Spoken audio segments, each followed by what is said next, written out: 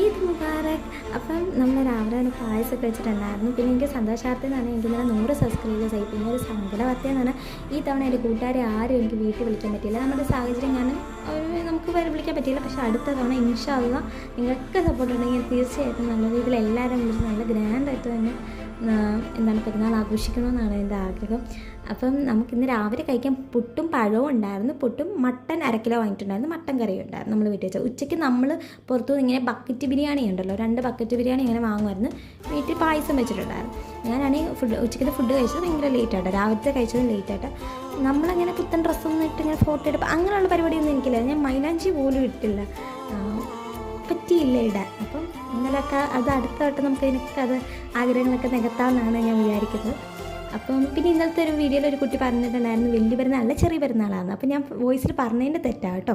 അപ്പം പിന്നെ ഞാനൊരു സാധനം ഓർഡർ ചെയ്തിട്ടുണ്ടായിരുന്നു, ഒരു പാൻറ്റ്, നല്ല പാൻറ്റായിരുന്നു. പിന്നെ നമ്മൾ ആട് 3 കാണുന്നുണ്ട്, പോയിട്ട് വന്നിട്ട് റിവ്യൂ പറയുന്നതായിരിക്കും. 11 മണിക്കാണ് ഷോ. അപ്പോൾ പോയിട്ട് വരാം. ഇന്നത്തെ വീഡിയോ അത്രയുള്ളൂ. മറ്റൊരു വീഡിയോ ആയിരുന്നു. ബൈ.